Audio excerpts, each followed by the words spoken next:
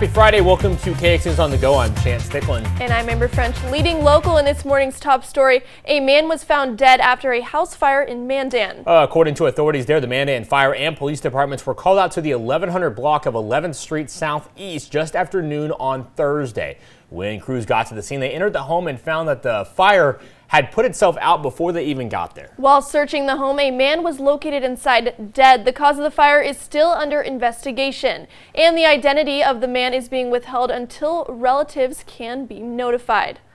Also this morning, it's not every day you see part of the city shut down on purpose, but on Thursday it was all in the name of flood protection. Public work crews were running a full-scale test of a major stop log flood wall system. That's along 8th Avenue Southwest and 12th Street Southwest in Minot. Sections of the street were temporarily closed so crews could practice deploying the heavy aluminum barriers used to seal off flood openings when river levels rise. It's part of Minot's long-term Mouse River Enhanced Flood Protection Project. Officials say these hands-on drills are crucial for keeping crews ready in case of an emergency and for fine-tuning it's the emergency actions plan without disrupting drivers more than necessary.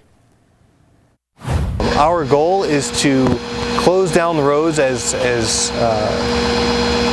quickly and minimally as possible. Here we set up this structure here on both ends that did not affect the public. Unfortunately, there are certain flood control structures that are going to go ahead and disrupt some of the flow of traffic. We're just going to do our best to make sure that we do not impede on standard operations throughout the city as much as possible.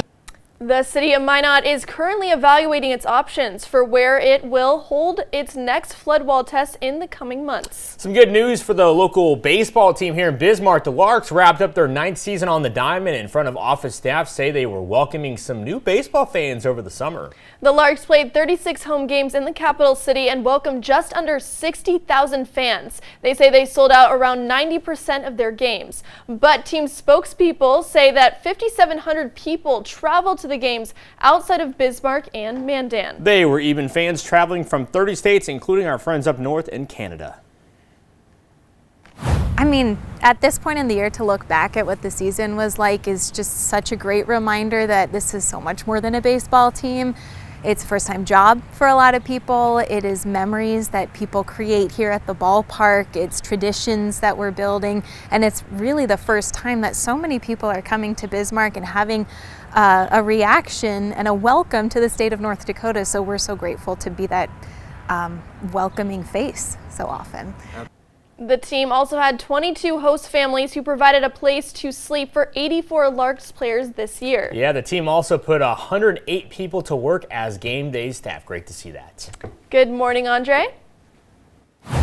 And good morning to you too, Amber and Chance. And it looks like right now we are starting out our Friday with very beautiful conditions here in Bowman, with chilly temperature though at 36 degrees, and the winds are out of the south-southwest at 8 miles per hour. But let's head over into Lake Metagoshi, where we're also seeing the chilly temperature at 36 degrees, with winds at the east at 14 miles per hour, and we're also seeing those quiet conditions too.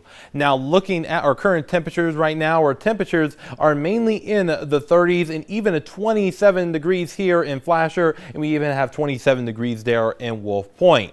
Now looking ahead, folks, we're going to be watching for those very beautiful conditions throughout our day today, and also we're in store for a warm weekend ahead, so really look forward to that. And also we are going to be cooling down as we head into early portions of next week. Now we have our area of high pressure that's going to give us that southerly flow throughout the day today, and that's going to help keep us on the warm side of things and also keep us quiet as well, especially as we head into our weekend too. Now looking at our current storm team radar, we're looking at those quiet conditions here across our neck of the woods with a few passing clouds here and there, but for the most part it's a gorgeous start to our Friday. And these clouds have really allowed for those temperatures to be on the cooler side this morning, mainly into the low to mid 30s, and we even have a few 20s there in Flasher at 27 degrees and Wolf Point at 27 57 degrees. But guess what? These temperatures are running a little bit warmer than what we were seeing this time yesterday, about 5 to 10 degrees warmer in our eastern tier counties. So that's very grateful to see that. And as far as the rest of the day today, we're going to continue to see these quiet conditions around here as we head into our lunchtime, as we get home from work and or school. So it's going to be the perfect time around here, folks. So take a good advantage of that. Now our highs for today will mainly be in the mid to upper 60s. So guess what?